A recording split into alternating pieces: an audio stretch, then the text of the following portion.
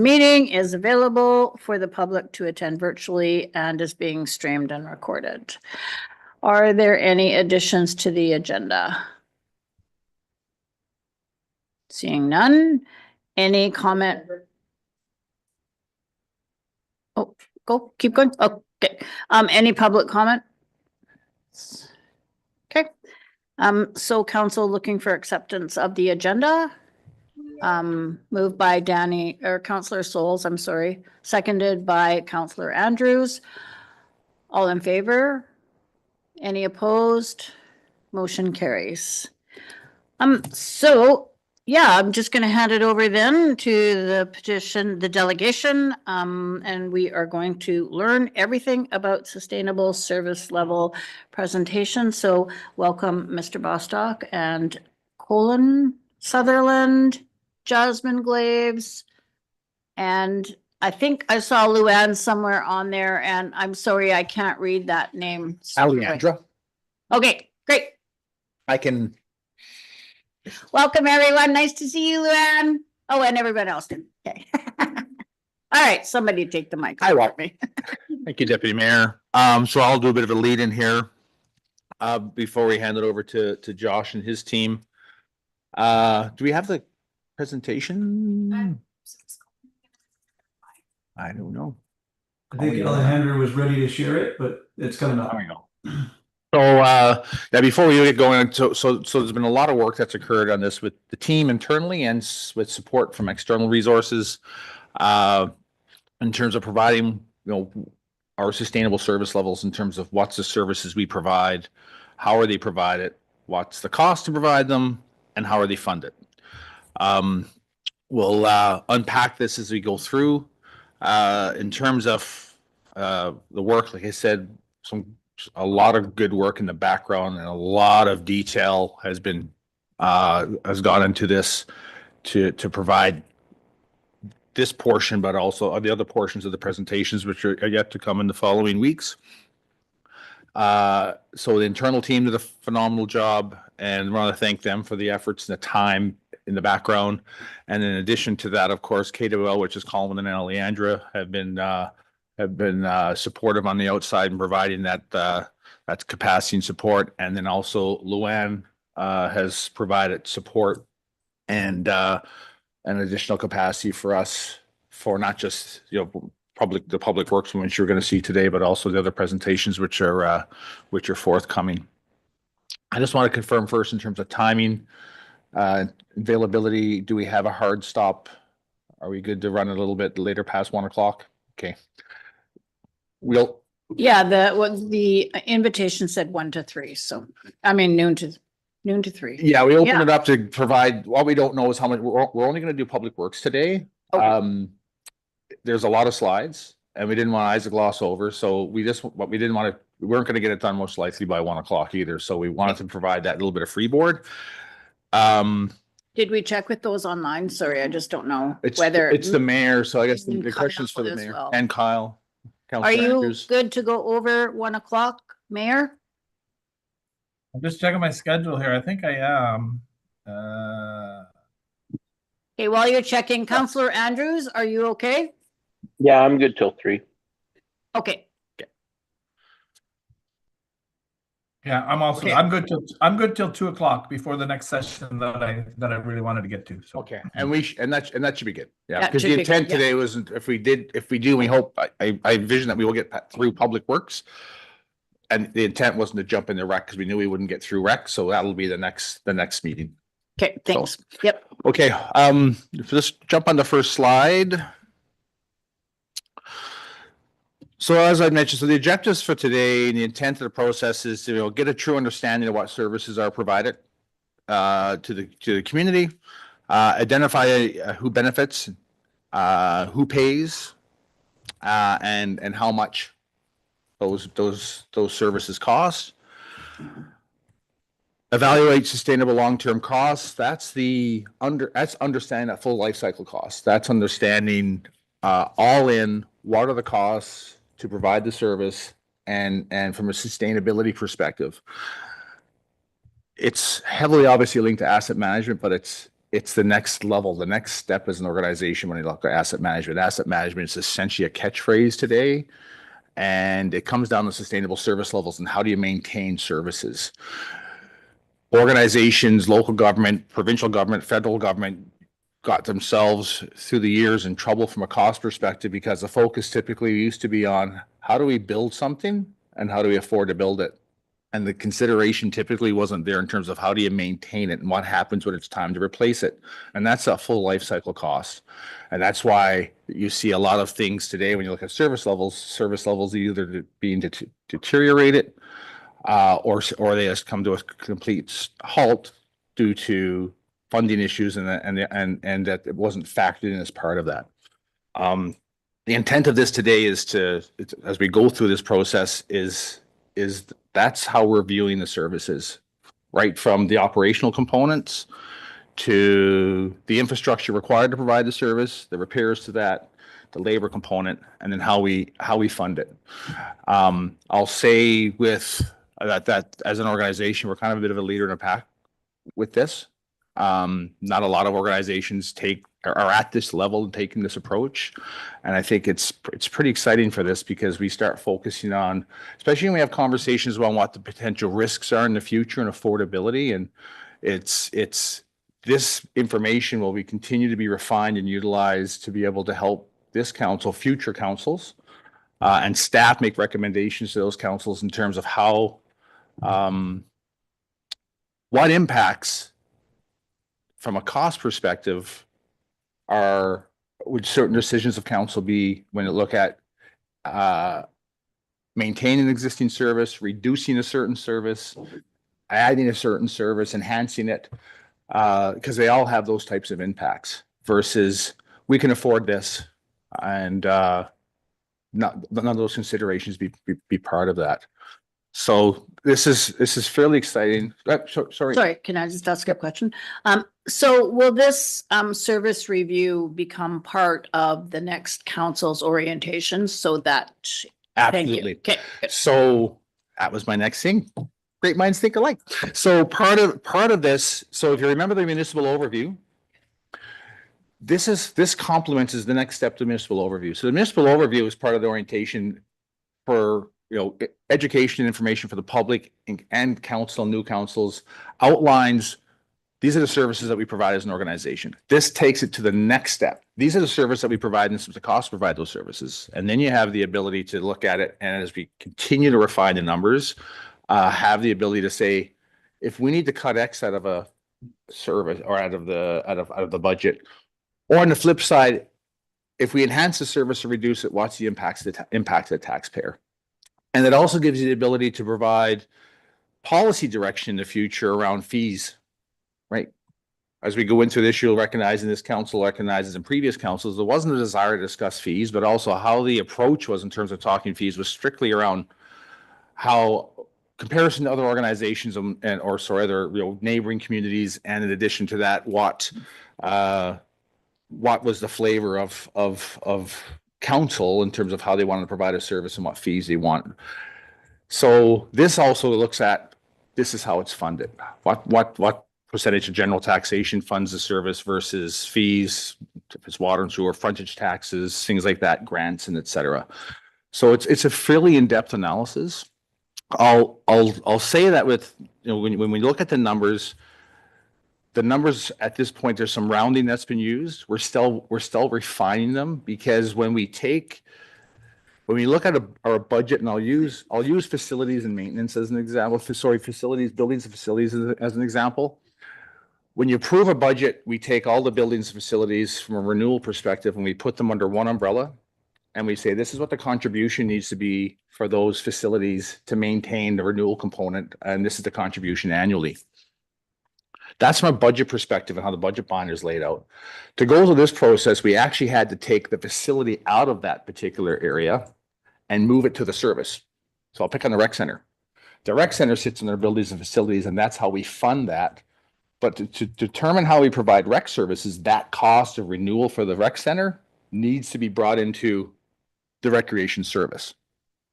So if you were to do a comparison in terms of where the numbers sit, you're not going to match with your budget binder because we had to go in and say, not focus on how do we financially provide this service from a budget perspective, is how do we fund it from a service perspective. So just saying that there's a lot of work in the background to get to those numbers and to work and pick through those, it's an understatement, quite frankly, because there was a lot of moving things around to say, where does this cost sit to provide the service, which sometimes doesn't match on how we actually, from a financial perspective, how we fund it from a budget perspective. So we are still refining some of the numbers, but from general terms, it's going to be able to paint a picture in terms of how those particular services are funded. And we can get into more detail if you have any questions when we get to the process. The other objectives, obviously, and I probably spoke to it, or roundabout way evaluating, it helps us determine what the levels of service are, where they sit, evaluating sustainable long-term costs, planning for future infrastructure renewal and regulatory requirements. That helps, those are some of the objectives. This helps with some of those questions that might come up in the future. And then of course, it's also what are some potential future risks and considerations that we talk about as we go through this. I ask that we'll go as fast or as slow as council wishes. Hoping this is a committee of the whole. We're not asking for any decisions today. We're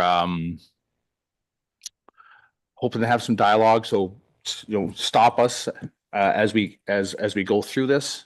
If you have any questions or want to discuss anything, when we get to Public Works, I'll hand it over to Josh and Jasmine.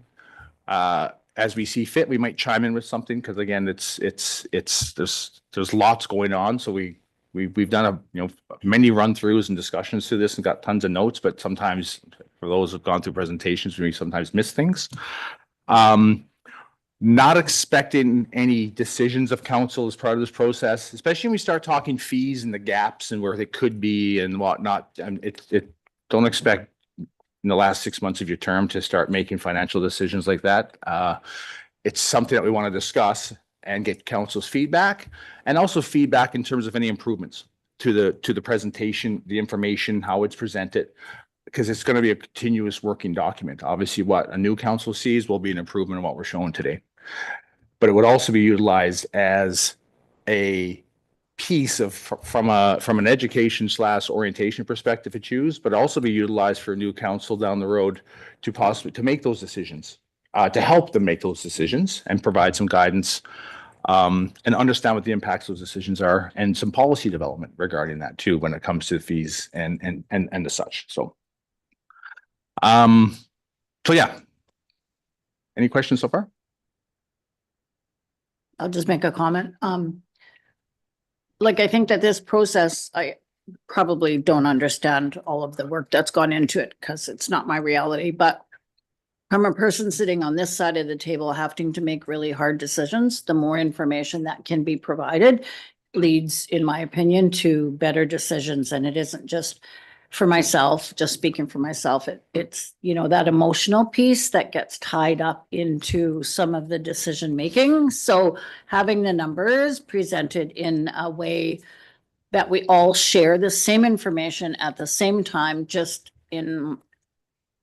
I just appreciate all of that so that I can make a more informed decision. So yeah, I think it's worth all of the effort that everybody has put in, sitting from my end of the table. So thank you.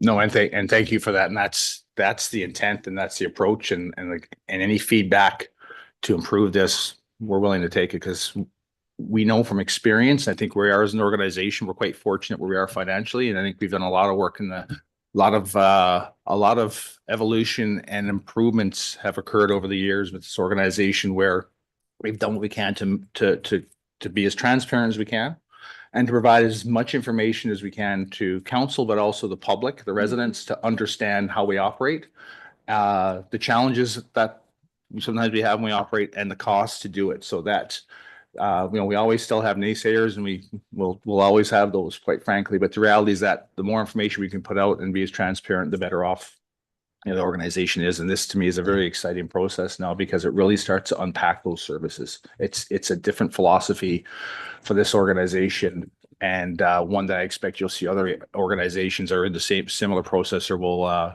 we'll migrate to a similar process too as we move forwards. Next slide, please. In terms of the services provided to the municipality, I won't go through all of these, but this is kind of how we broke them down. We unpacked them. So public works is what we'll be focusing on today. You'll see that there on the slide.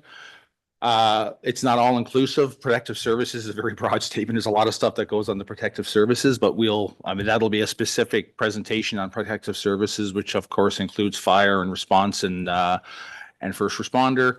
We've got regional development and planning. That'll be put in front of council and some of the work they do, which again, not all inclusive in terms of what's listed there. The slide is only so big. General government will be up and coming. Recreation follows public works as the next one, which we get under the hood of all the various services that recreation provides. Next slide.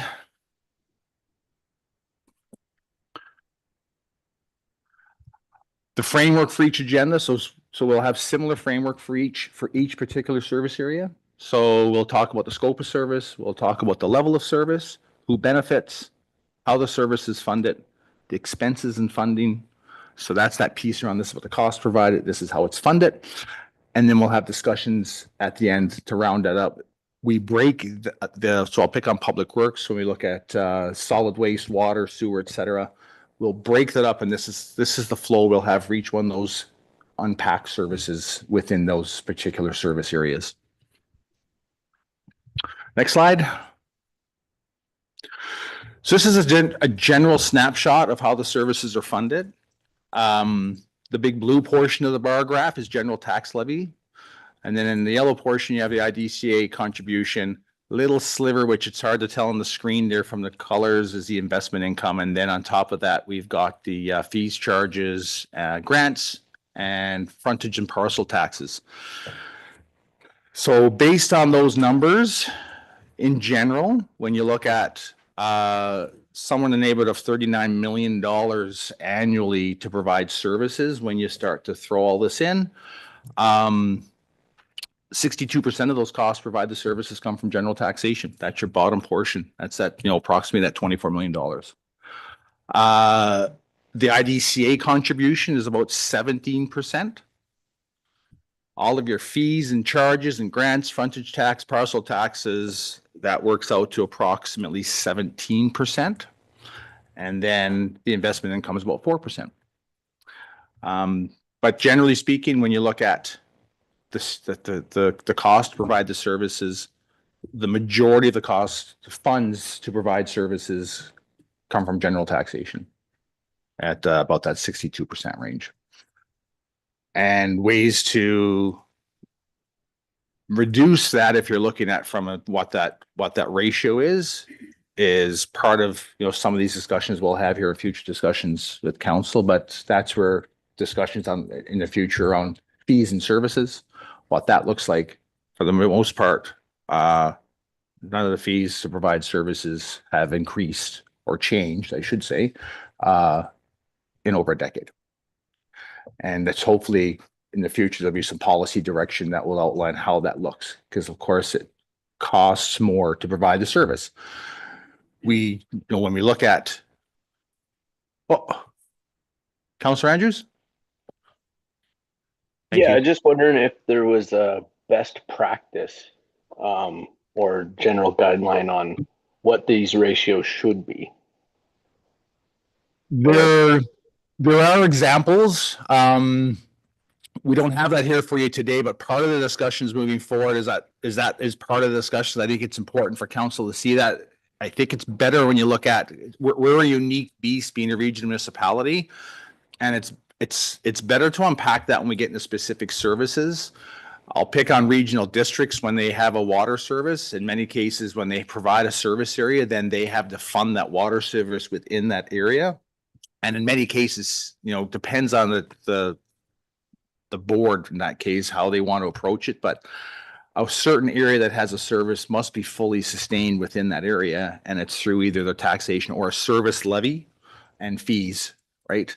One of the ones that usually you look at best practices are rec facilities, right? Rec facilities, is one where, again, when you look at the cost to provide those services and the fees you get, generally are less than 10%.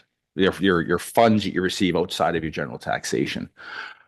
Some higher than others, but you're never fully recouping your costs through fees. It's a service that's not expected to do so. But part of this process as we move forward we'll look at some neighboring communities and outline what some of those practices are, or what those numbers look like. Because that then comes down to that policy direction and the flavor of council, right? This council and previous councils, when you pick on the rec center, as an example, have generally given direction and they really want to talk about affordability and access to the facility and have intentionally kept the fees lower. The question comes down to, over time, how did you increase them to make up the inflationary rates, because it costs more to provide the service through the years. And that policy direction might be somewhere where, well, we want X% to be funded for those services through fees. But that percent that's discussed or agreed upon could be linked to ensuring that, based on those costs, this isn't, it's still the same analogy or messaging from council around affordability and accessibility, right? But so there's no real right or wrong. It just comes down to where what you think that approach is, and also what are some, as Councillor Andrews said, the best practices.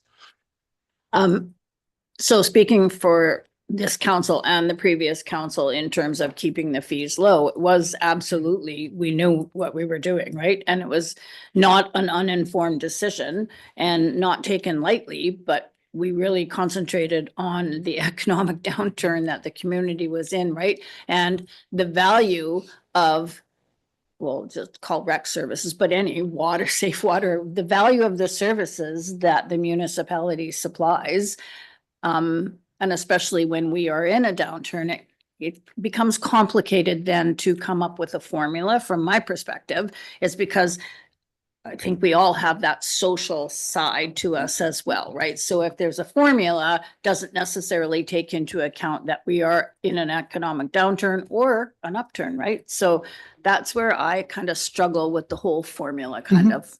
And Councillor Roper. Just to add to that, for me, I like to keep things simple. I don't think we should be making decisions based on complicated formulas or things that might affect something in the short term. Let's say, the cost to run the pool. It would cost you less if that pool was full of people rather than, say, 4 people attending the pool that day. So that cost is going to fluctuate. So I think our ability to set those prices at a reasonable and consistent level is beneficial as well, just to keep it simple. Yeah. Thank you. Go ahead. And those are all fair statements, right? I think the intent piece, and I think was discussed already, is that whatever the land on is intentional and it's informed. That's the key piece, right? There's no real right or wrong. Yeah. And then understanding what those impacts look like today versus what they might have been the decisions of the past, right? A lot of times in the past, many decisions were made based on our unique taxation regime that we have here, and the lesser impact that the resident sees and the business with it, the local business sees when you fund through taxation, because the amount of industry taxation that could we close the door, Jay, or one door? Sorry. No, don't be sorry. And I mean, that reality is changing too, right? So the nice thing with this process, it helps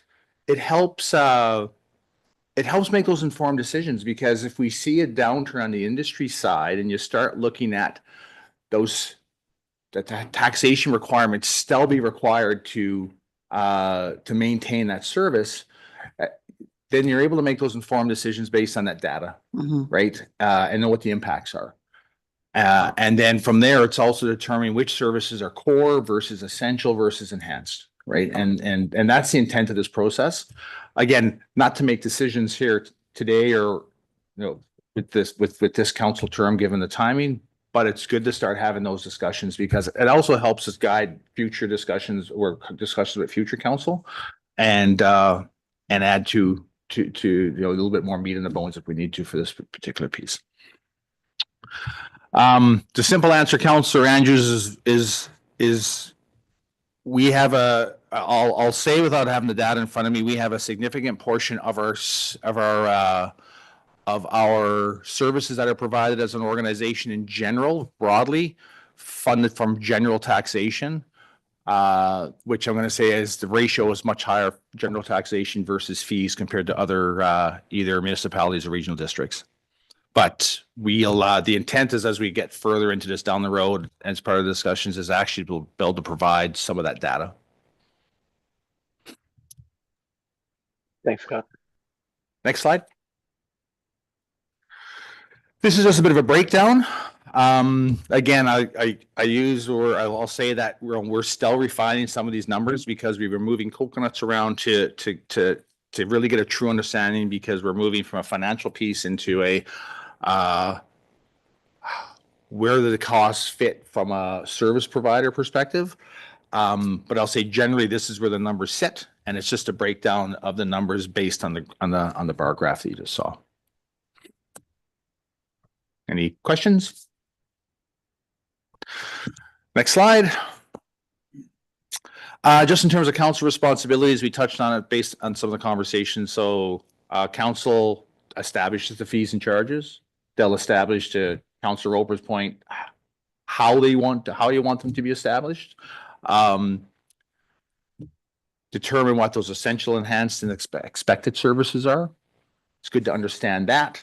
Because I mean, as we're aware, I mean, we'll have what we'll call our core services as an organization, which not a whole lot of movement when we look at potential service levels. I'll pick on water and sewer versus recreation, and not that recreation is not a core service. It's an enhanced expected service for a community, and it makes the community livable, but more flexibility than versus, I'll say, on the water side in terms of regulatory requirements and things like that.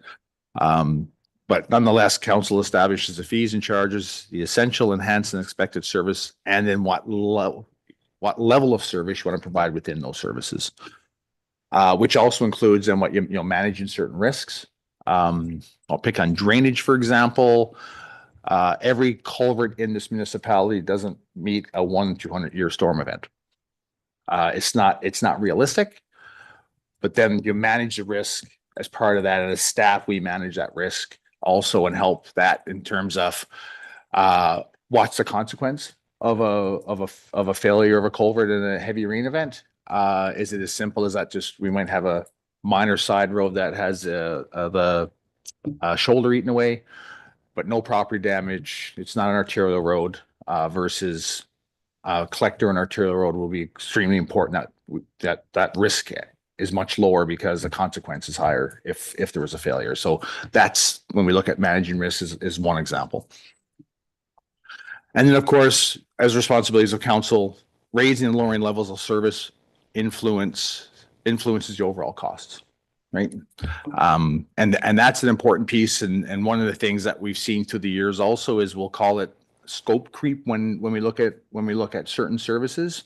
It's little decisions through the years that over time, you add the sum of all parts, increase things. I'll pick on additional sidewalks, walking paths, things of that nature as an example.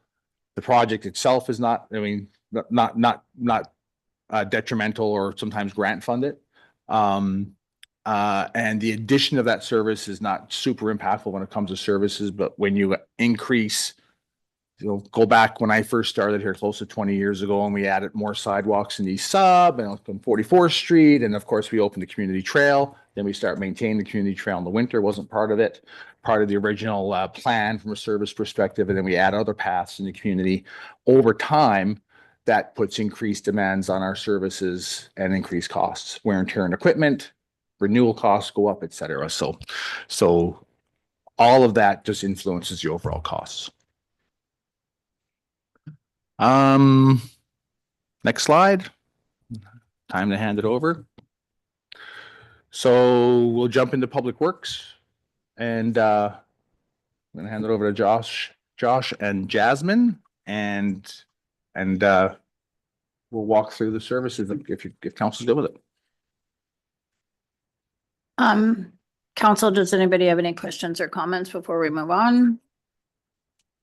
Seeing none, okay. Take it away. All right. Thank you very much. Thanks, Scott, for the intro. This will be just a walkthrough of every service that Public Works offers. So you can go to the next slide. This basically just a breakdown with solid waste, cemetery, transportation, drainage, water, and sewer. So the first area that we will cover will be solid waste. There's a lovely picture of our transfer station. Go to the next slide. So on the agenda, we'll just cover the scope of service, the levels of service, who benefits from the service, and how the service is funded, any expenses and funding, and then any discussion. Next slide. I will say, as Scott said, if you have any questions, comments, anything along the way, just please stop us and ask at any point in time. So the landfill itself, so it's the solid waste operations is basically broken into 4 categories, or scopes of services, levels of service. So it's the landfill itself, the transfer station, collection, and then diversion. So as far as collection, it's all non-hazardous solid waste from NRM residents and businesses. We deal with landfill closures. So we have 11 closed landfills within our region that we are responsible for inspecting, reporting, with the permits, closure plans, management plans. Annual reports are due for those 11 closed landfills. There's 1 in Prophet River, and then there's 10 north, ranging from Summit all the way up to Lower Post. We have the transfer station, so that's the weigh scale, that's waste tracking, cashier, and basically the operation of the landfill itself for opening and closing access to the landfill. Within the landfill operations, there's responsibility for compaction, cover control, the electric fence for animal control, permitting and regulatory compliance. We have land development operations, design and closure plans. That's a DOCP and operational certificate.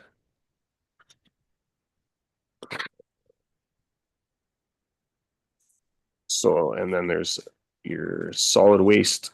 Well, I'll touch on the closed landfills a little bit more. There's, when they were closed, there was a 25-year plan for monitoring, reporting. That 25 years is coming up. We've had one, I believe, is a Fireside one that had expired, but in conversations, it sounds like they're expanding that 25 years to 30 years. So it'll be additional 5 more years of inspections and reporting required from Public Works Department. So there is some possibility that we don't have to do that for the rest of eternity, or? Yeah, I'll just add to that. So it was the 25-year requirement for Yeah. monitoring, which they've now extended an additional 5 years now that we've come up to the 25 years. So it seems like those goalposts continue to Oh, you get farther anticipate and it this farther changing? away, until we get closer to that additional 5 years, then we'll have a better sense of if they will allow the full closure or if we'll be required to continue monitoring, which is an ongoing or annual travel north, doing inspections, reporting. So there's costs surrounding all of that, and we have no choice but to follow those requirements. These landfills are a bit of a legacy cost, as Yeah. we inherited the landfills initially. And Scott, maybe you can provide some history, but previously they were landfills of the province that Yeah. were sort of handed over to the NRM. Yeah, it was downloaded from the province to the NRD at the time, Right. back in about 99. Yeah, and then. Do we use a closure- contractor for inspections, or do we do that in-house? We do that in-house. Okay, thank you. And along with those 11, we do have our own Fort Nelson landfill that is closed.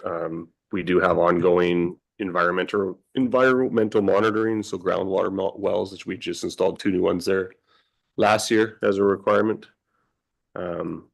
So that just comes with its own cost, capital and operational costs annually for those ones. So as far as services provided, through the transfer station, there's the operation of the weigh scale, which includes the recently opened share shed a few years ago. There's waste tracking, cashier services, and then security with opening and closing the gates for access. For the collection operations, that's our curbside, that's our highway collections, which includes bin collection from Prophet River all the way to Coal River. There's a transfer station at Toad River, which we have, I think it's 4 6-yard bins, a 30-yard bin, and a steel bin there that are collected when required. So those come with their own costs for the contracts themselves. And then as far as diversion, this includes the vermicompost facility operation, material sorting, windrowing, trommeling, and monitoring for heat and moisture levels. Processing organic waste such as green waste, paper, wood, food waste, while diverting other waste to the landfill. The share shed operations is tracking of inventory, sorting, security, basically, keeping the facility locked during closed hours. And then the recently started MAR program, which is for your large appliances, was part of that process as well. So that just comes with tracking and reporting. So question around the bins at Toad. Is it possible, or would it be super expensive to have a cardboard bin there? Yeah, I'm not sure on exact cost. There'll be some requirements around collection, and you'd want to collect that separate from your waste. Yeah, you'd have to make sure that the contractor wasn't just dumping it in the truck for sure. Yeah, so you'd have a potential for a separate trip just for the cardboard collection. Okay, it has come up in conversation in the community. They take care of a lot of their organics themselves. But there is no really place to take care of their cardboard unless they're bringing it into Fort Nelson themselves. So something I said I would bring up. Thanks. For sure.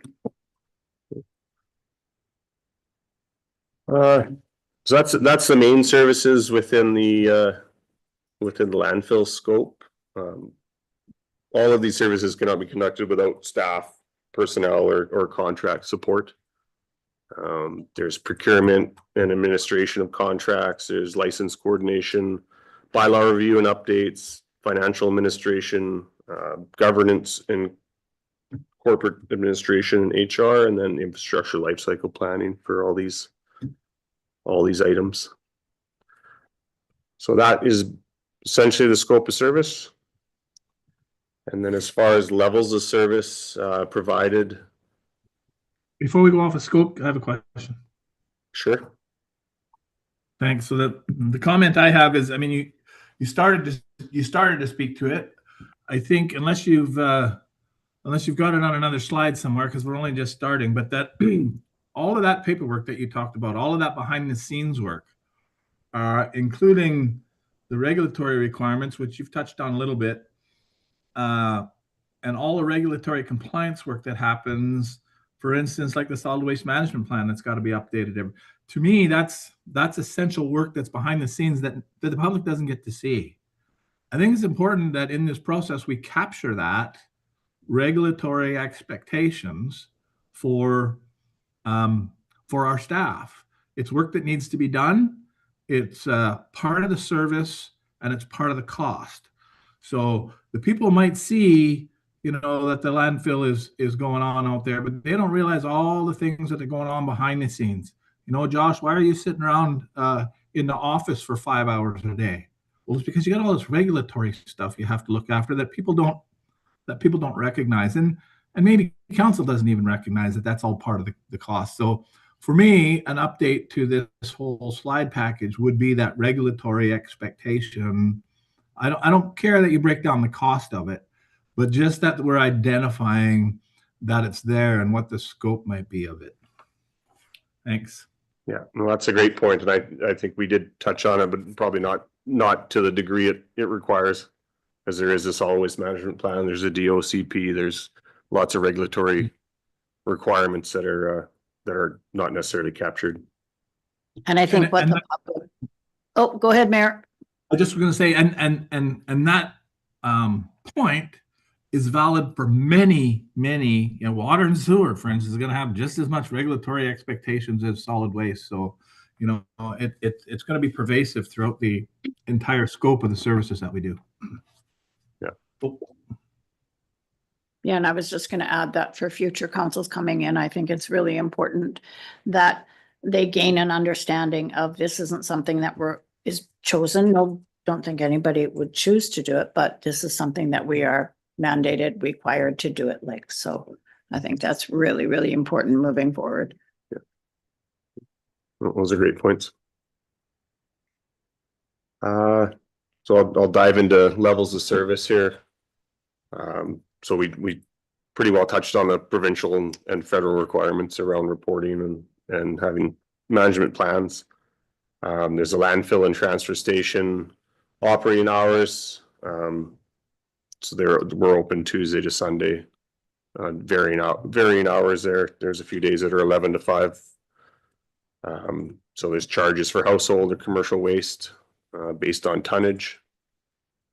There's drop off only for waste within the NRM, so we don't accept waste outside of our region. We offer residential curbside collection. So we have bins, each household has a bin that's basically for the north side of the highway, and they're collected once a week. Most of you are part of that program. Some of you live outside that program. And then we have the waste diversion, which is the vermicomposting in the share shed. So we collect residential food waste, yard waste, cardboard, yard waste is part of the trees for production and disbursement of fertilizer. And that's all free for residents for the drop off and for the production, or the vermicompost is free for pickup for residents. And then now with the MAR program, we also offer free disposal of large household appliances and steel, and also tires are part of that program, or not part of the MAR program, but part of the drop off. We will accept tires at the landfill. It's something we try and push return to retailer, but we do receive tires at the landfill from time to time. Is that free or do we pay?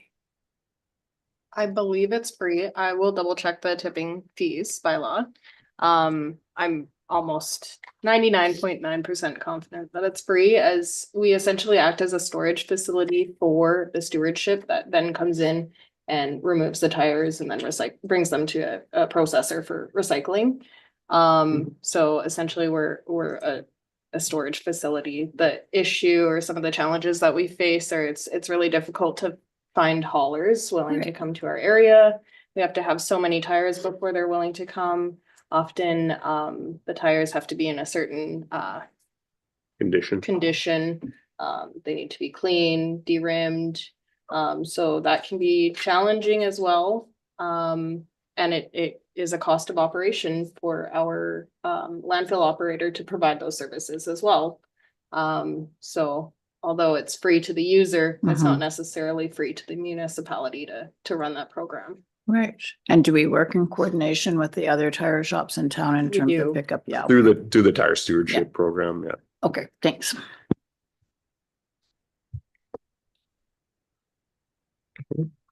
Go to next slide. This is basically who benefits from the service. Sorry. So this is directly, it's landfill and transfer station is all residents and businesses within the municipality's borders. For the curbside collection, that's all residents within Fort Nelson town site. And then for the vermicomposting, it's all municipality users with some restrictions that apply. What are the restrictions? Commercial cardboard at this point is We don't accept commercial cardboard at vermicompost? No, sorry, that's wrong. Okay, We do have signs that say commercial cardboard only, and I think it's a regulatory, we do collect all we cardboard. collect all, but Yeah. yeah, okay, thanks.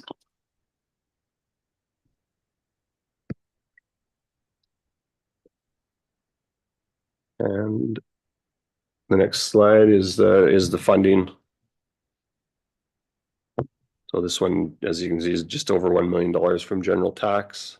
And then the IDCA is 184,095 for investment income. And then the fees and charges is just shy of 500,000.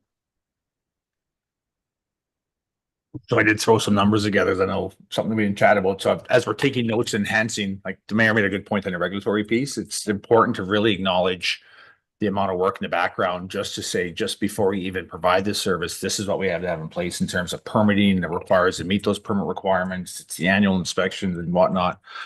So in addition to that, just for comparison purposes, the general tax levy is about 59% of the overall cost to operate, to provide the service. 'Cause for those of you keeping track, it was 62 overall for the organization. So we're 59 for the landfill. And then the fees and services are sitting at about 26% is what covers the cost for the landfill. And again, we don't have the best practices for other organizations, but that's something that we plan on bringing forward in the future.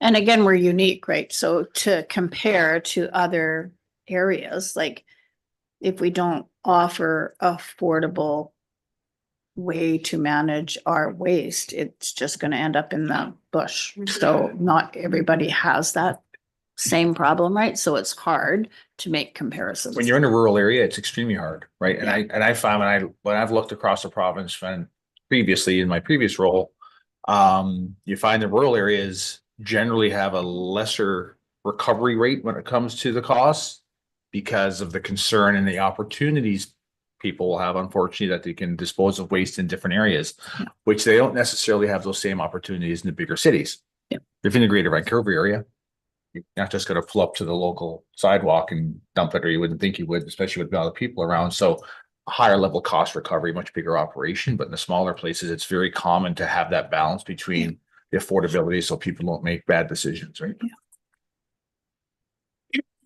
I'll just circle back to for the tipping fees bylaw. So we do have a fee for tires. For larger tires is $4. And then for smaller light truck tires is a fee of $2. So in terms of what the operating cost is based on the user fee, it's imbalanced. And then I just wanted to touch on regulatory requirements, just as an example. So our DOCP, which is our design operating and closure plan, which we're required to update every 5 years. So as of this year, you would have seen in your budget packages, we are updating our DOCP this year. And as of November, in conversations with the ministry, they had requested that we add a HHCR, which I'll get you the acronym. It's a hydrology characterization report, which is a $50,000 report to execute. And that was just added to the requirement just locally, so they can change those requirements per request. So it's unpredictable what some of the costs around our regulatory requirements are. And sometimes we're unaware of what might be requested until we're pretty close to the finish line of planning how we might develop a plan. So it's ever changing and unpredictable is, I guess, the point I'm trying to get across. And that's a considerable sum of money. Yeah, maybe an opportunity for governments to get together and do some advocacy work around just dropping that report is required and it's $50,000. Go ahead, Mayor. I just wanted to comment that, that's one of the reasons that you keep reserves for some of these services is for unexpected costs that might come up like that.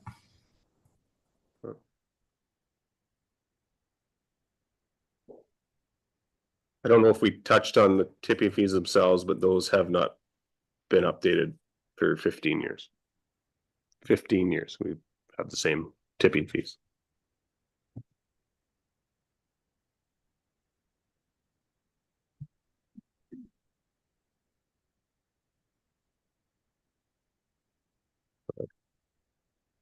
Touch on this one.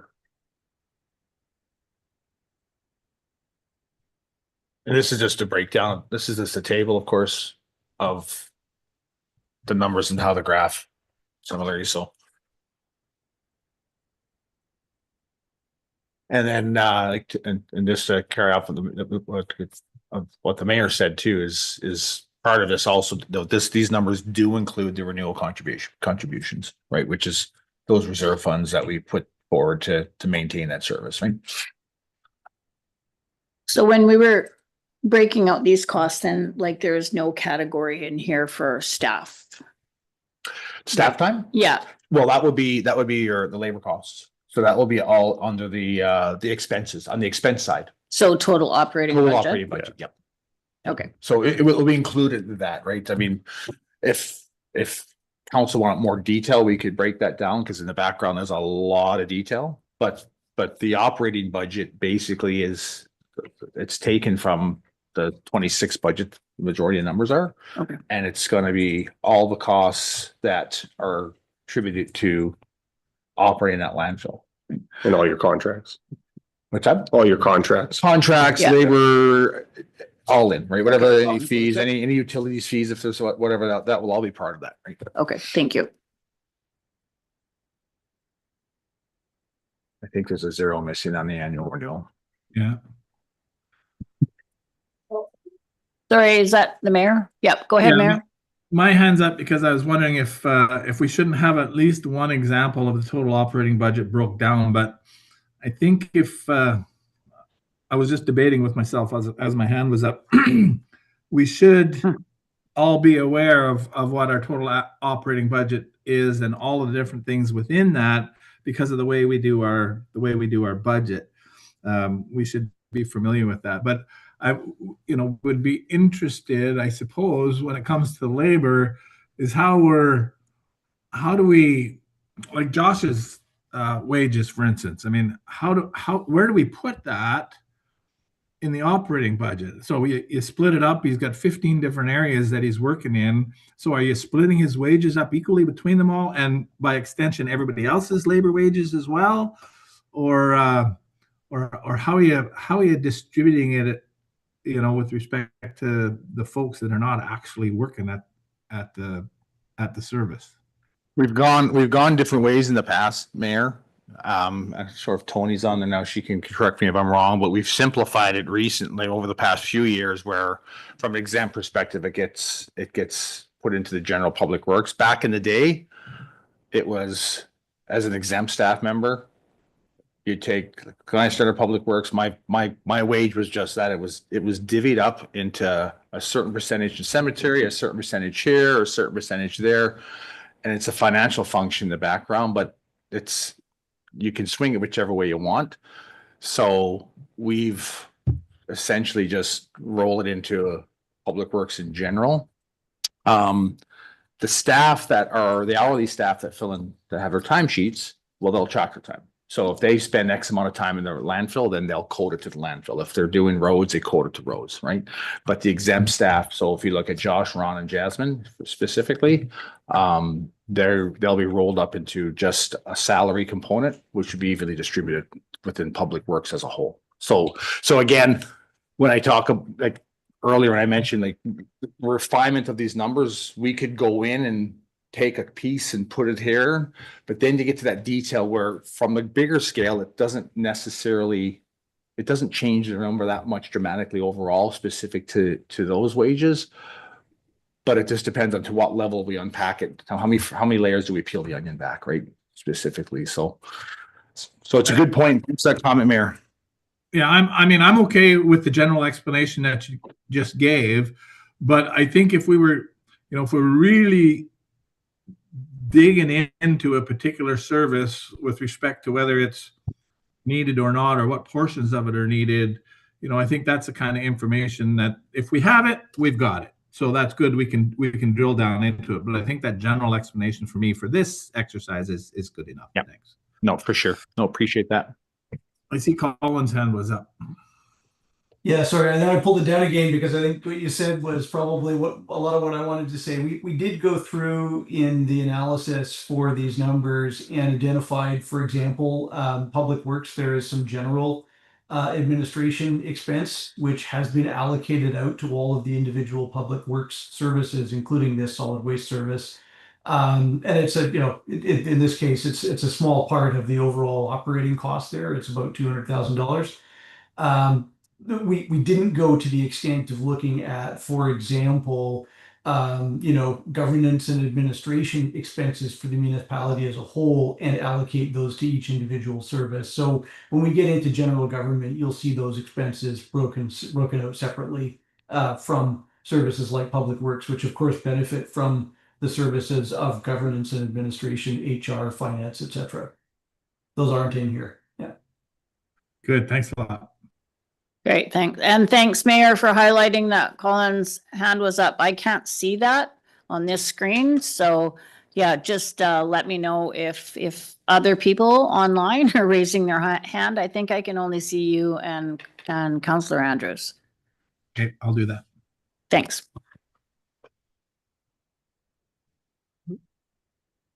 Next slide's just more of a wrap up. Is like the fee, as I mentioned, the fees hadn't changed at the landfill since 2012. Curbside waste collection was developed based on cost recovery, and those fees have not changed. Your solid waste management plan update is under development this year, and the inspection of the 11 closed landfills will be ongoing for the foreseeable future. And then the recycling and organics diversion in part is a third-party provider. What doesn't get dropped off by residents is there's a couple businesses in town that collect. And I think that is, and I don't know how it can get captured in here, but there are people in the community that I experienced this myself, but also that have spoken to me, and it's been brought up at the EAC, is those that are diverting the vast majority of their waste are paying in addition to your bin, right? So if you're not putting out your bin weekly, monthly, I think I'm at twice annually now, but I say that pay the same cost, right? But I have additional costs because I'm either taking my organics to the landfill myself or using one of these businesses. So I think that's really important to somehow capture in all of this, especially as we're looking at, the fees haven't gone up in a long time, but the landscape is changing. For sure. Yep. I'll add that if I may, just because it was an interesting dialogue. And we did actually speak to that specifically when we chatted about going through this and things that in terms of part of the discussions moving forward and new council is that particular service which has been discussed, like we don't have an organics service where we pick it up. But there's a local business that's doing something, so there's that discussion around competing with the local business. And then the interesting component with the curbside pickup is that when that service was rolled out, it was for the most part cost recovery, right? So that's how the costs were determined. It was to pay for the cost, the initial upfront cost of the bins, and to look after the cost of the contracts. Out of all the services we typically provide, that one is one of the higher ones when it comes to what the recovery is from a cost to provide the service, and it's not funded by general taxation, that specific service. Right? Exactly, but it has changed now, right? Absolutely. So that you have more and more people that don't put out their bins and are wondering, well, why am I still not? I mean, it's very affordable, don't get me wrong, but they are going to extra expense to divert. We want them to be diverting, and yet we are charging the same for their bins. So what's come up a couple times at the EAC is that the bin size maybe can change. Mm-hmm. So if you want the big bin, you pay X amount of dollars. If you go to the smaller bin, then you pay a reduced rate, which can then help to offset the cost that you're paying to the third party collector to take your organics to the landfill. And I mean, there's some funding too that could be utilized to help offset those costs, but that's for another council. Go ahead, Councillor Sauls. Just this particular slide, I mean, the discussions around the fees not changing since 2012. I think that I'm trying to recollect if I would have noticed anything that would indicate that to me in the budget process. And because we're really budgeting in our budget overview, we're kind of making sure that ends meet and that everything is covered off. I don't recall the discussion of the fee structure at all being part of the talk. So I'm just wondering if when we go, I mean, we're in public works. So as we go through public works, we'll run into these things like this. Will we find this in other segments of our service where we also look at fee structures that are not looked at? So I think that the discussion, like my thinking on this is that this does need to eventually come back to us, and fee structure should be a focus discussion or a planning session or something on a variety of levels.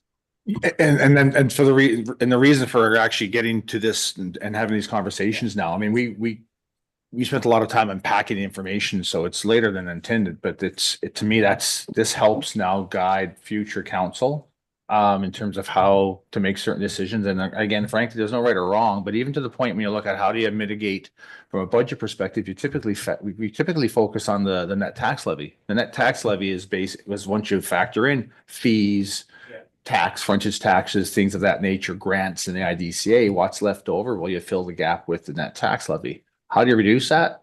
Well, you can reduce services is one option, and or a combination. You can also increase fees for the user, but of course, again, what to what level, right? So it's you factor in a bunch of things, right? It's so that's why it's and you know, Councillor Andrews made a good point. Like what's those best practices with other organizations, but also what's, you know, it's community specific, and it's what the council wishes to do, right? And like I said, there's no right or wrong. It's that direction. And but at least understanding where it sits is a piece of it, because you're right. From a budget perspective, you're typically focusing on what's the cost and how much the taxpayer have to pay to make up the difference, right? Yeah, and I see you, Mayor. I'll get right back to you. In addition to that is, like, I think it's really important when a council starts looking at what fees might look like in the future, that they consult with those committees of council, because the EAC would have lots to say on changing the fee structure, and they would have lots of very valuable input. Go ahead, Mayor. Thanks. I was going to answer Councillor Sauls' question there a little bit. I mean, that's part of the reason that this whole presentation is happening. Is you know, when Scott and I were talking about this early on in this in this process and you know, and in our term, that was part of it. You know, the fees and services haven't been reviewed for a long time, and you know, it's probably time. And if we're going to consider fees structures, then the council needs to understand the whole concept of you know, the services that we're providing and who's benefiting from them before they consider fee increases or service reductions or tax increases for all that matter. So all of that's part of the reason for this entire thing. And as Scott said, it's probably a little later in the term than any of us had hoped for, that thought that this was going on, but it's here now, and we can certainly refine it so that the next council can have a early start with respect to thinking about all of these services and the costs that go with them. And the other thing I wanted to say is that, Scott, you mentioned, I think it was you that mentioned the fact that that the curbside waste collection was the highest cost recovery. And so I'm wondering, and it's not on the slide here, I'm wondering if throughout this presentation, where it's appropriate that we are trying to collect money, trying to do cost recovery, that we actually put in the presentation what our current cost recovery for that particular service is, It's generally in that slide that shows that we're collecting fees, but I think it would be good for councils to know what the actual cost recovery is on some of these services where we're actually charging separately for them, or we have fees. for them. No, that's a good point. It's actually something that we did touch on. We went through it too to Ruck's level, but I think that it is beneficial information because that was council direction at the time, right? Is in terms of we were introducing a new service and they didn't want to impact the tax levy as part of the new service. It was wanting to ensure that there was a level of cost recovery. So it was very intentional, but it's also good. I mean, Rec's gonna be a good example of that one in terms of the various different areas, campgrounds and whatnot, what that gap is. So we'll work at pulling those numbers together too. Also, Kyle's hands up if you don't see. Oh, go ahead, Councillor Andrews. Thanks, Mayor. Thank you. And not really for discussion, I think today, but I don't want to lose track of these 11 closed landfills. I think the moving of the goalpost is something we should be keeping track Yeah. of. We had an agreement and now there's a change in our agreement. I think maybe we should be going to bat on this instead of just agreeing to another 5 years. Yep. Good point. yeah, we continue to provide feedback to the province. This is not necessarily from an agreement. This is a one-sided agreement. Mhm. This is basically the legislative requirements that are in place from the environmental side. So back at earlier on, it was a 25-year requirement to maintain and there's always a disclaimer that says it could be extended. Even if it stayed at 25, this is one where it was just a broad, from a provincial perspective, for legislative change that moved it from 25 years to 30 years in terms of the requirement to maintain and to look at them, right? So, Okay. but it's a good point. We continue to provide feedback, but we don't have much to stand on. We continue to provide that feedback.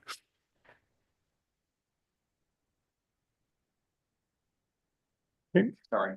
Nope, all good. We can go to the next slide. It's just a question period. I don't know if there's anything additional that hasn't been asked already.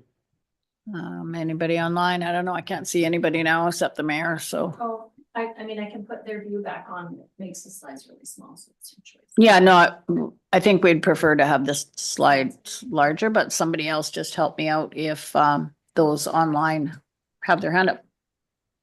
Yeah, I can continue to do that. I just had one more question, and I think it kind of goes along with what Kyle was talking about. Is do we have any photos of some of these up highway landfills? Because that would help if we do end up at UBCM having a discussion, and we take a photo of one of these landfills. Because I remember Scott, you telling me you went looking for them, and some you couldn't even find. They're that recovered, back to the natural state. And so if we had some photos, it would help our case at UBCM. Yeah, we actually talk about putting photos in this particular presentation, but yeah, we definitely can provide them. Annually we inspect, and part of that is taking photos, because part of our legislative requirement is having the inspection information, including pictures, in our annual report specific to the landfill operations. So we do have those, and yes, some of those landfills are actually situated on the old highway alignment, which when we did the initial inspections, the GPS data was incorrect. So I was on a bit of a goose chase back in 2010, searching for these in the bush, trying to find where these things are or were, which we eventually found them and got that updated, but it was quite an interesting ordeal at the time. So if we do it long enough, pretty soon we'll be able to change the title of those, make them into archaeological sites. And then you can charge admission for people to come and dig up the old junk to see what we were burying at the time.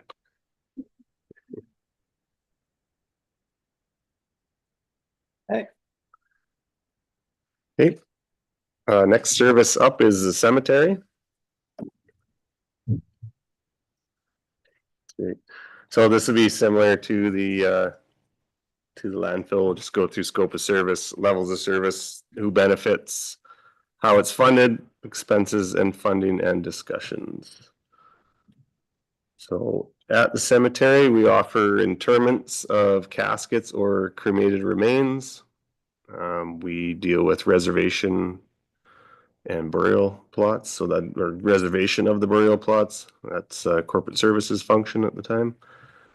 There's site planning and plot layout, administration, development and maintenance, and we are looking after 2 cemeteries, more so the one in Fort Nelson. The one in Toad River is part of that service agreement with the track, but more so the one in Fort Nelson is our direct responsibility for maintenance.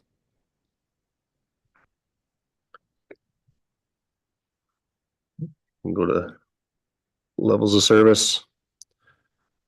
So this is community has access to burial services. The cemetery is maintained.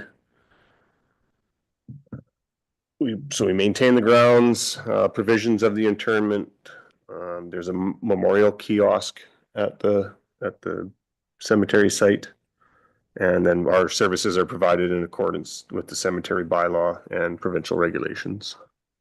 Can I offer, so, even more broadly, any member, any person has access to the cemetery. You don't have to be a Fort Nelson resident. So it's a very, there's no, requirement that you live in Fort Nelson or own property. We would accept a request for interment from any person. That's interesting. Do we charge for the plots? Yeah, so this is something that we've had sitting on the back burner to bring to council for some time. So there was a design completed that allows us to expand our number of plots and add cremation plots. So right now, all of our plots are full burial plots. And honestly, folks are trending towards cremation as opposed to full burial. So the new design reflects that, and there would be a difference in fees. Obviously, it takes up smaller area and footprint. But we've been holding on to that in priority of other things, but it's intended to come before council. So it would look at approving the design, talking about some of the evolution in cemetery services, and then modernizing our bylaw to reflect that, as well as a review of fees, which was kind of on hold as a result of this process. But we have a fee for reserving a plot, and then there's fees to essentially open the plot and enter either a full burial or cremated remains. So. Okay. Because I have been contacted by a former community member who is interested in donating to I can't pronounce. Columbarium. Thank you so much, friend. And I understood that we maybe had something in the works, but that's this project here. Yeah. Yeah. So the new design takes into account a columbarium. But again, so that would be a capital investment for the cemetery, and it's just a matter of whether just a discussion among council in terms of whether we would want to fund that or have it be a user pay type of addition. So part of that broader discussion as well. Being that I won't be on the next council, is there a way to ensure that this gets maybe before the next council? Okay. Yeah, it's been on almost every committee of the whole agenda, and then it just gets bumped. Yeah. But it's something that we would really like to get in front of this council. And there is a former community member that is very interested in seeing this project, understanding that it would be great if the community, as somebody in the community, could take it on, right? But given the state of our not-for-profits and just overburdening and then lack of volunteers in terms of fundraising for this type of a project when we are fundraising for essential services, right? So, yeah. Absolutely. Okay, thank you. Next slide is who benefits. So I think Jaylene covered this off. So it was basically anyone who was wishing to be buried in the Toad River or Fort Nelson Cemetery. I had so many funny thoughts going through my head anyway.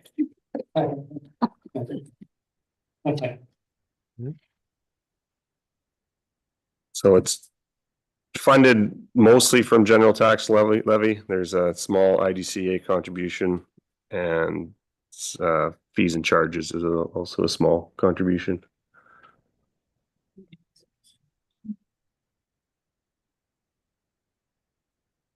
We met recently with someone who is offering a new look at cemeteries and how to generate some more fees around that with some enhanced services, which is really interesting, and it might be something we chat about, but it's about creating virtual tours of your cemetery, and rather than just having like headstone information, families may decide to have obituaries attached to the plot virtually, so that then it would be additional cost. I don't know how I'm not sure what my perspective is on it. It seems like capitalizing on a memorial, but it was really interesting. And there was some case studies about other small communities who have kind of shifted that model in their cemetery in terms of how the service is funded. So yeah, some food for thought anyway. Yeah, it really is, because there are like lots of people that obviously used to live here, and then speaking with some of the people that have contacted me are interested in coming back here when their time is upon them. So yeah, it would be interesting to see what that could look like, right? And there are those tags that you can just put on the headstones now, and then you just use your phone and it takes you to their obituary and whatever. You can put all kinds of stuff in there. So yeah, interesting. So next slide is the breakdown basically of the graph. So really not cost recovery.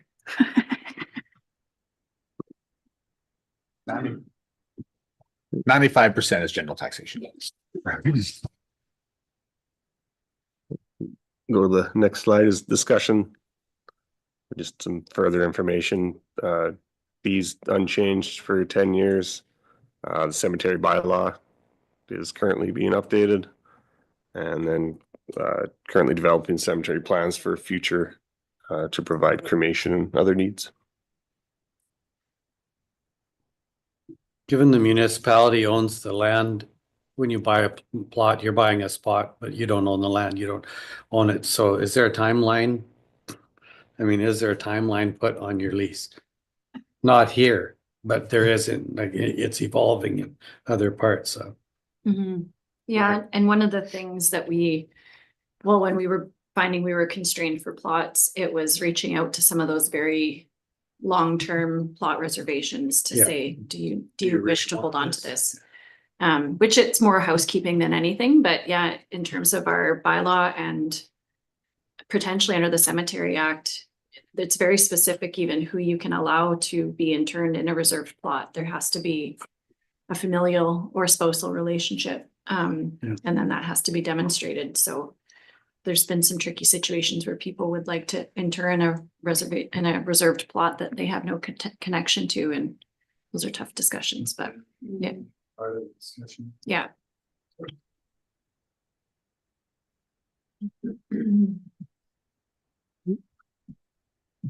Next slide is question slide, I believe. Any further comments or questions on the cemetery? Very interesting. Who knew? Okay, we can If I move to the may, next. it's Alejandra. Just a quick comment that with the discussion between Josh and Jaylene, this is one of those services that is hand in hand with two different departments, you could say. With corporate services works together with Public Works. Public Works maintains the plots and does the burial thing, while corporate services doing all the administrative work on one of these services. Thank you. Good point.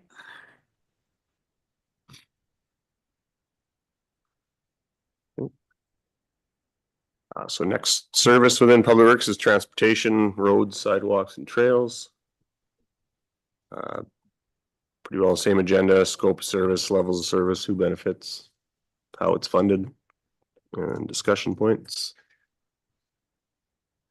So the scope of service for road, sidewalks, and trails essentially provides safe, functional urban and rural roads and bridges for motor vehicles.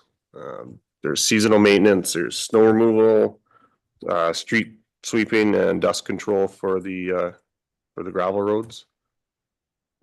And there's general maintenance renewals. Urban street lighting is provided throughout the municipality.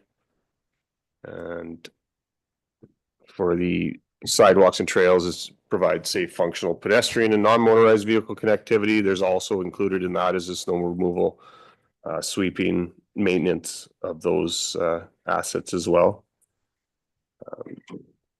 Provided within our network of rural roads and urban roads and trails, we have 168.3 kilometers of road assets, gravel and asphalt. That broken out, we have urban asphalt at 29%, urban gravel is only 2%, rural asphalt 13%, that would be your old Alaska Radar Road, and then your rural gravel is 55% of that network. I would just add that part of that service as well is providing signage, line painting throughout our urban roads network, specific to parking spaces. And then pothole filling and repair, that type of maintenance as part of our seasonal maintenance as well. Go to next slide. So as far as the levels of service, so our roads, bridges, and sidewalks meet regulatory requirements, that they're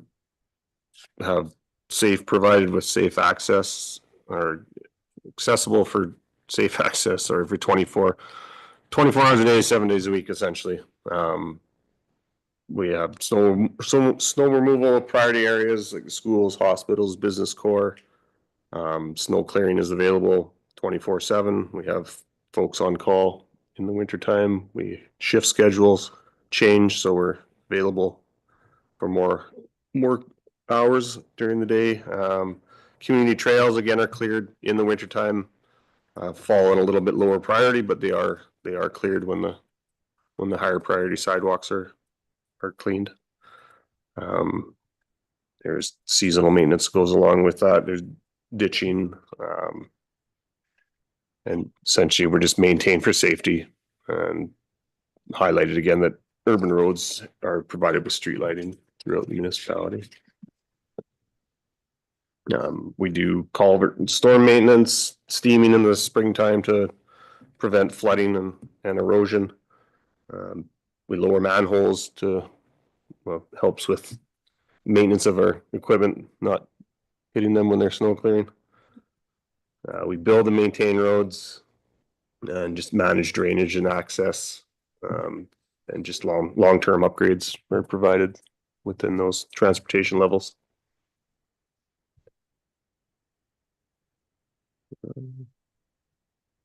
So we do have a few bridges that we have to meet. Well, we inspect on a 3-year ongoing plan for those ones. So we have the new Nanda Bridge that we acquired, and then we have the walking trail bridge. There's a bridge out on McConaughey, and then the Parker Creek Bridge, which is a series of culverts, but also considered a bridge. There's that one? Parker Creek Bridge. That's right. Yeah. On the old Alaska. On the, Oh, okay. Oh, yeah. Thanks. the dip. Yeah. Between Pebble and Pioneer, I guess.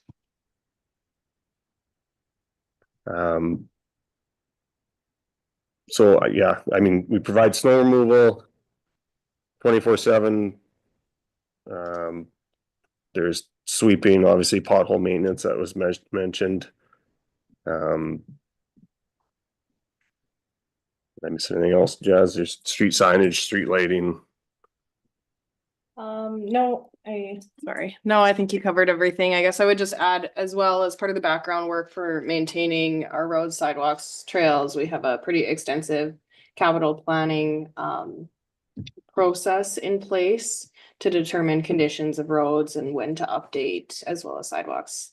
So that's sort of the administrative side that goes behind the scenes, as well as in development of or developing new road assets, new sidewalk assets comes the procurement, contracting, hiring of the construction of those works as well.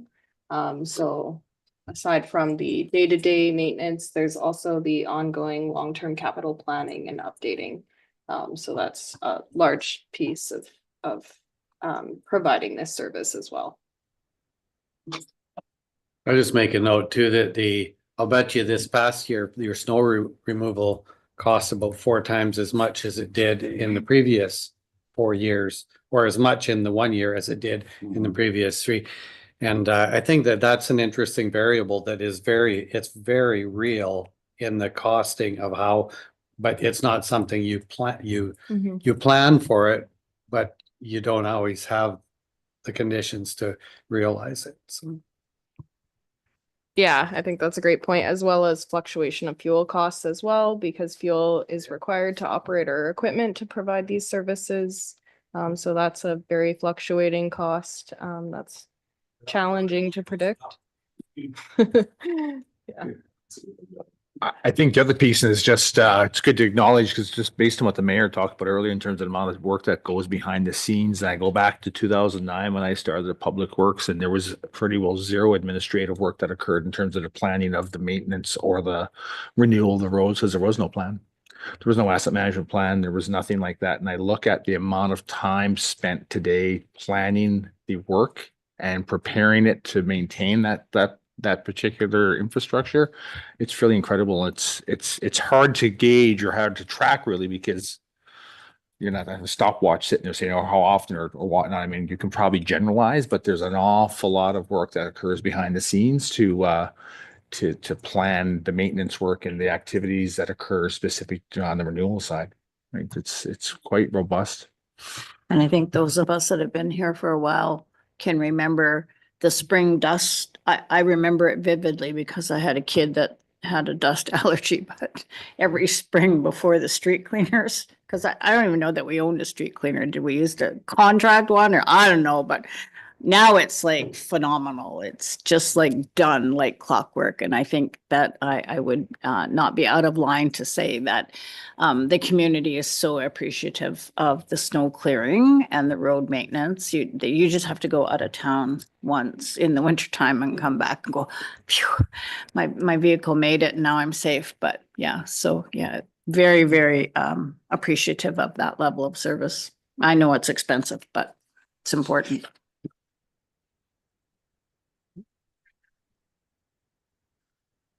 Okay, we can go to the next slide. I think who benefits from the service. So basically all NRM residents, any visitors, any through traffic, all business benefits from their infrastructure. Transportation. And for funding, so you've got just over 4 million in general tax levy. The IDCA is 2.2 million, and then investment income is about 161,000.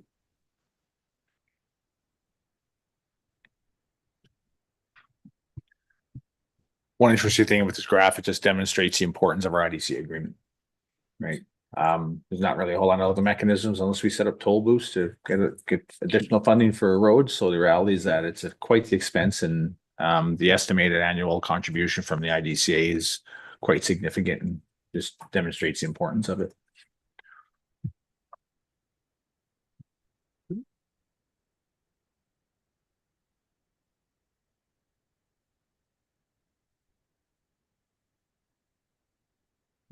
This one. Questions on that one? Go to the next slide if there's no questions there. Well, this is just a general discussion. So inflation obviously is a big part of our budget planning for the maintenance of our transportation assets. Market unpredictability. I think we've done a fairly good job and showed the proof of trying to get our opportunities out earlier and allow for contractors further planning of their seasons. It has helped in reducing or showing, it looks like, a cost savings in our projects. So we'll try and look to continue to do that as we proceed into our 2077 program. that helps with the lack of available competitive contractors. I think posting our opportunities earlier, it's showing an uptake in plan takers and people submitting on our project, or companies submitting on our project. Bridge is obviously fairly new and proving to be costly for the one itself, so we're navigating that one as we go. Yeah, kind of spoke to the strategic procurement essentials. I think there's some costs on those graphs on the side. Is the top one's asphalt supply and placement, price per cubic meter. So the red dot is the Fort Nelson price, and the blue dot is the Lower Mainland costs for asphalt supply and placement. So we're sitting between $800 and $1,000, where the Lower Mainland looks like in 2017 was at just below 400 and has crept up in 24 to almost the same cost as Fort Nelson. And then your concrete and curb has stayed fairly stable above the Lower Mainland costs.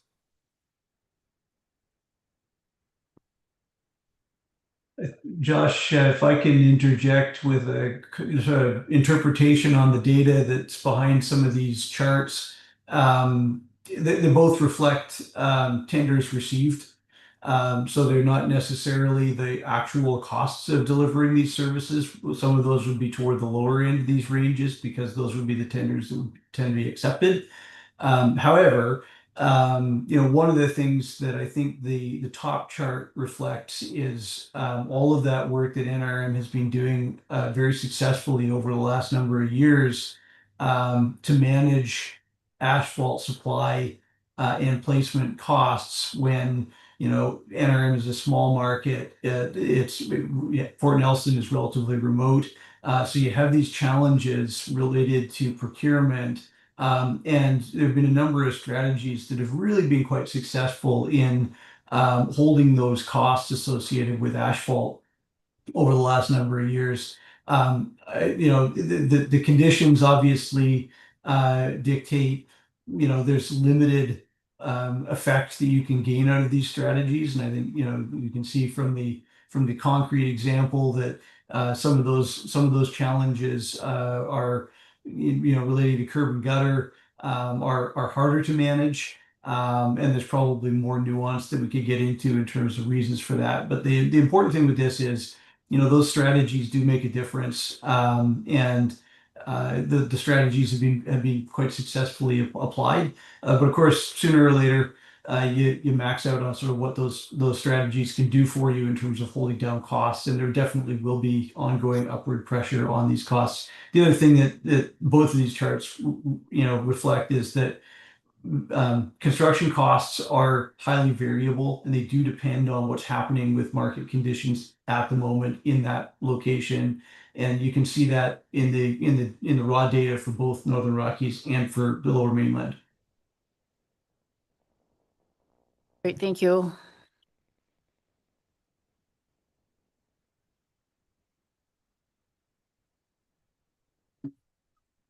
The next slide then. Any questions or comments on our transportation area?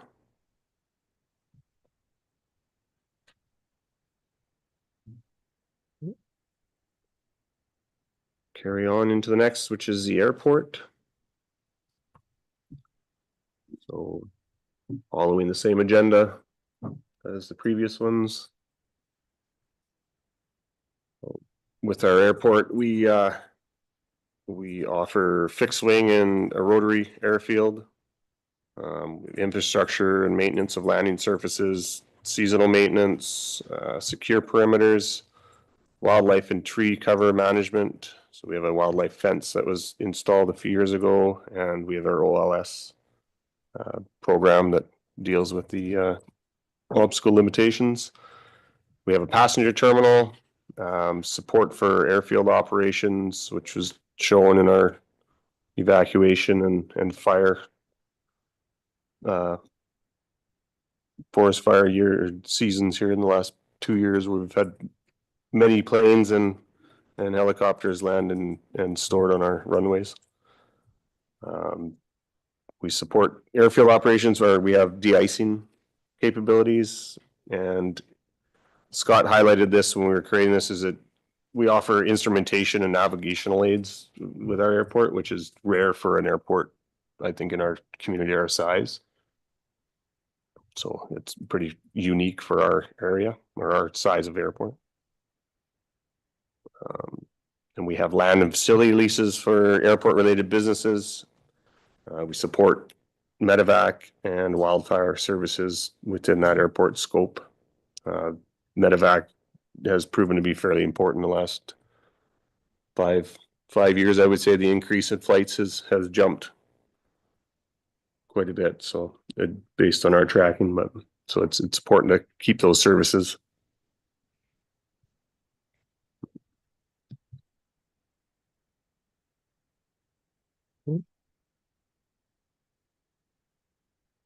As far as levels of services, so we have to meet federal and provincial requirements. We have a scheduled passenger service through CMA. So we provide 24/7 for year-round emergency medevacs and our sched flights for wildfire base operations is located on our airport. And just general aviation, land and building area available for lease. And again, just touching on the instrumentation and navigational aids. So we do, if I missed anything in there.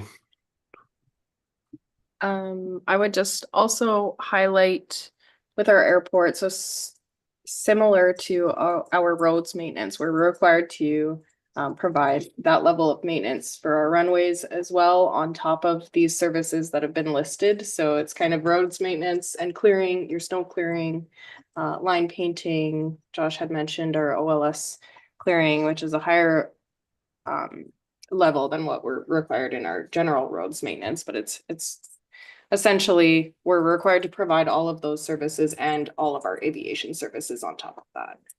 So just umbrellaed under the airport services, there is your general aviation, but also our general maintenance operations of clearing and maintaining those runways for landing.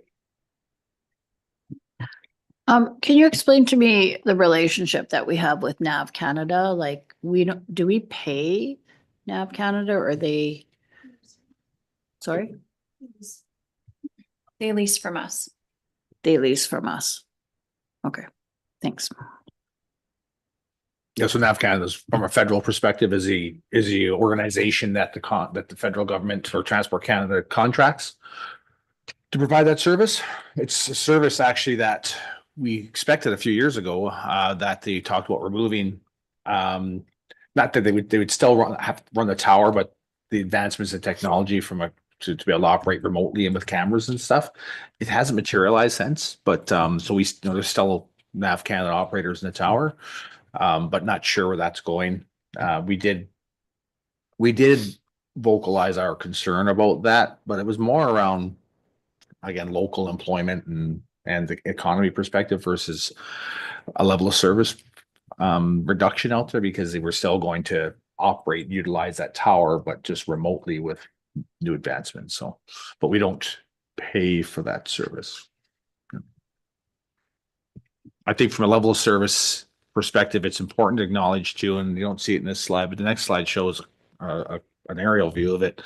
The reduction of service eventually is going to potentially occur on the Crosswind Runway 0826, which is a previous decision of council a couple of councils ago, because of the significant cost if we were to maintain that runway. There's been feedback from the general aviation group that would like to maintain or keep that runway. They like to use it. The reality is that significant costs would need to go in that runway to maintain it. So we have a fairly robust inspection program right now to make sure that it's still up to par and there's not foreign object debris and whatnot that might occur as, pieces of asphalt or whatnot might break away. But but currently we're still on trajectory that eventually that runway would be significantly reduced from a service level perspective. Possibly, it could be a gravel runway strip or something else. But in terms of the maintenance, we continue to crack seal it, but we don't do anything else significant to maintain it because it's at basically a run to fail program.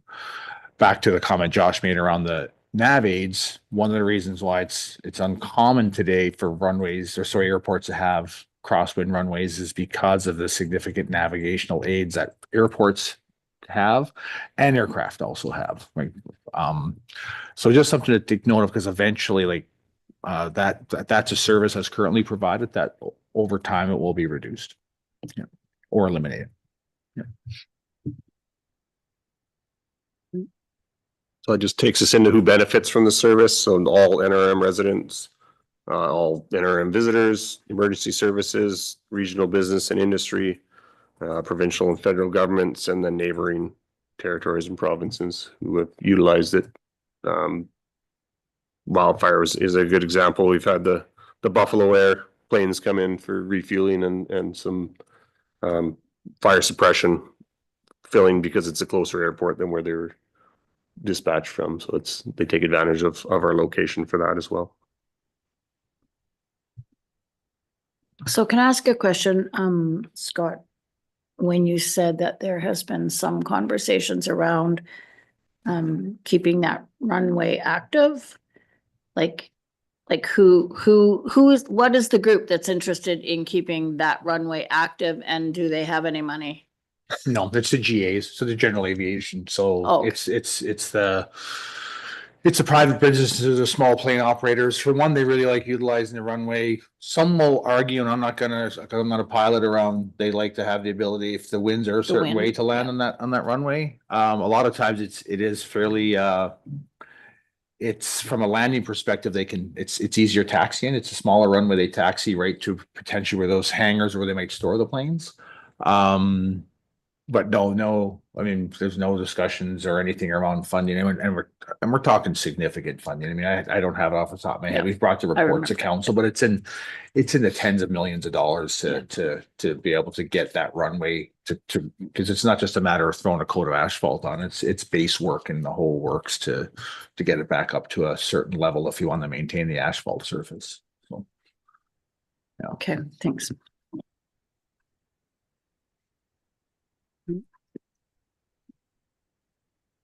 Go to the next slide on the funding. You see there, it's about 1.7 from general tax, 595 of IDCA, and 277 from investment income, and then fees and charges is roughly 300,000.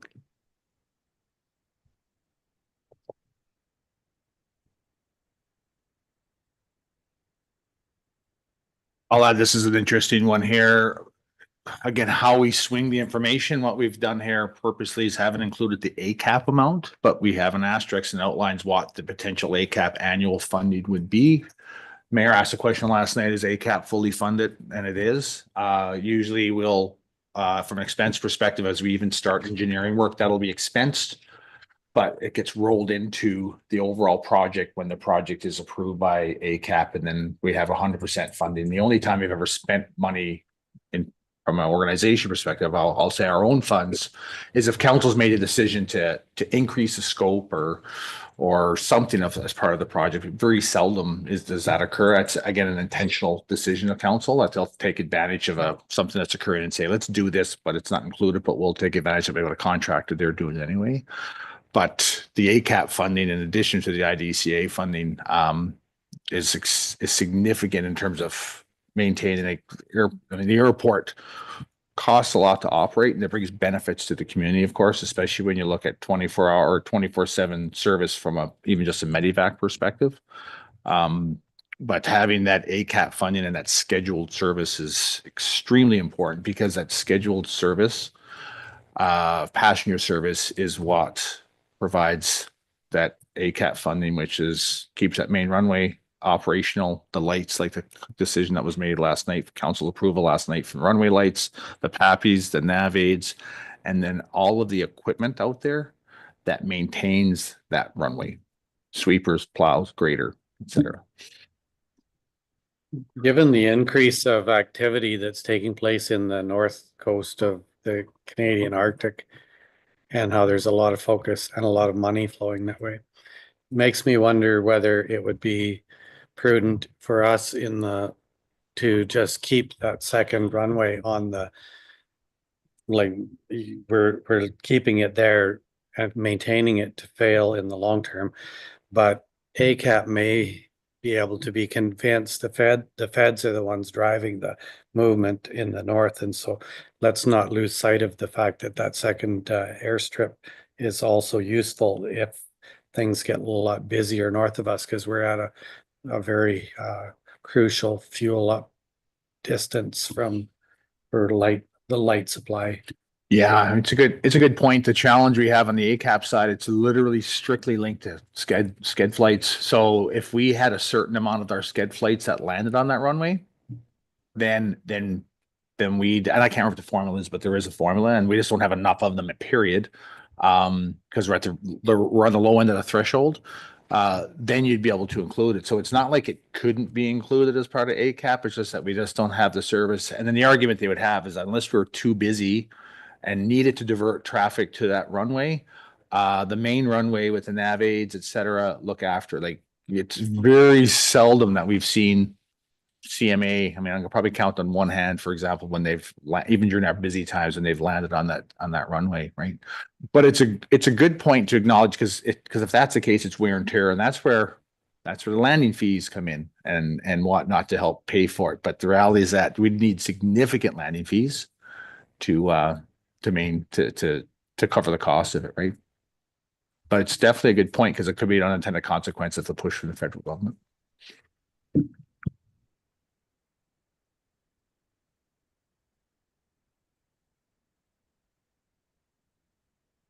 Carry to the next slide, I think.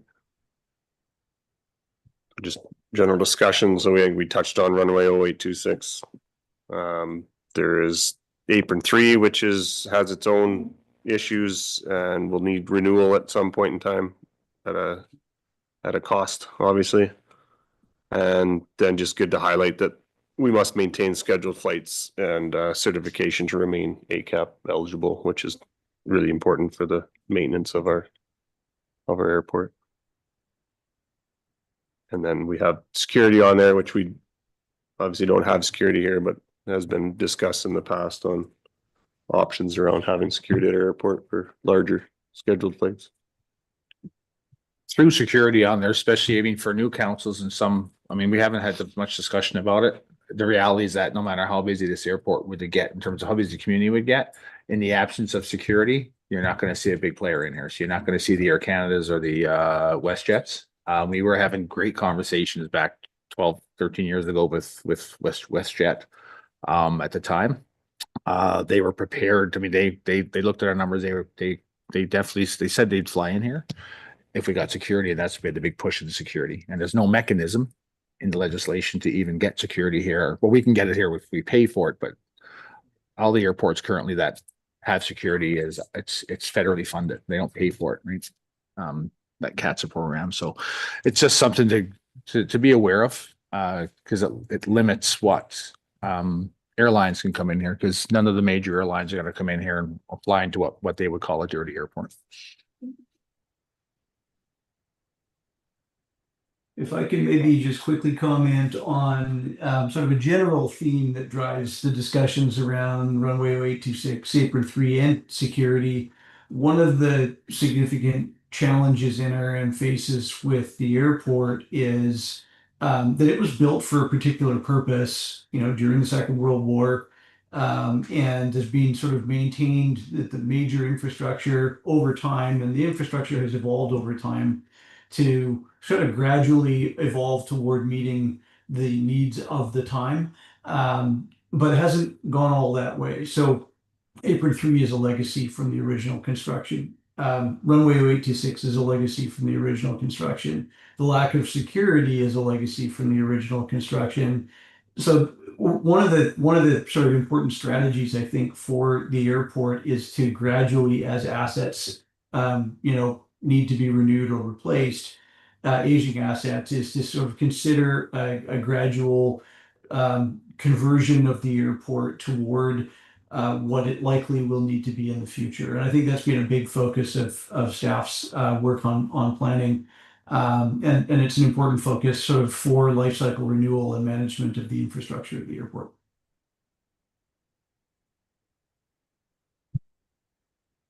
To add to that, a fun fact with the security piece is that when the municipality, I'll say municipality, because in '99 it was a town of Fort Nelson Regional District, but when they took over the airport from the feds, there was security here. Very basic security, which many airports had. Basically, it was a wand and a very simple metal detector. But it was, of course, pre 9/11. So at the time, to save costs, because it wasn't an important deal at the time, the organization determined that we'll just remove that security would be removed because they didn't understand. Of course, there was no consequences at the time. I'll pick another airport in Dawson Creek. They maintain theirs. Their simple little wand, similar setup to what we had, similar size terminal. After 9/11, of course, that changed aviation in terms of the way we knew at the time. That's when the security increases were required. And the threshold the federal government used was if you had security, it would advance to what we see today from a CATSA perspective. And if you didn't, you don't have it. And that's essentially what occurred at the time. So that's why you'll see Dawson Creek has security, because at the time they maintained that level of service, and we're fortunate they had it when those changes occurred. And that's one of the reasons we don't have it. So current terminal is designed in such a way that if we were to put security in, it could occur, right? It's just, again, it comes down to the cost. It's a significant cost, and at this point, the business case doesn't support it based on the flight volumes. Right? We're cognizant of the time. I think this was it for. If there's any more questions, I guess on the airport side, there's water and sewer left, and drainage. Correct. Everything to do with liquid, and I mean, the mayor's.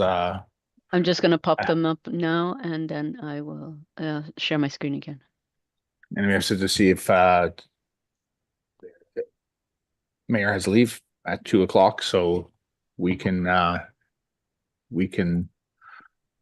adjourn if council wishes, and we can move on.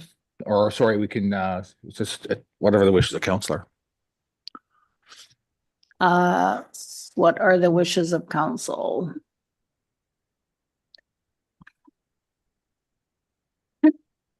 Councillor Solis? We have another date in the calendar for May 26th. So the intent was to continue at any point into those future dates, but we will judging by the pace of today's, we'll probably want to schedule some future dates into June to allow time for the rest. Okay, all right. So hearing that some would like to process the information that has been presented today, perhaps this would be a good time to end the presentation and look forward to the next date. So I will, there was no additions. Are there any questions? Public news media? Any questions from the public? Okay, seeing none, I will call this meeting adjourned. Thanks so much. Thanks, everybody.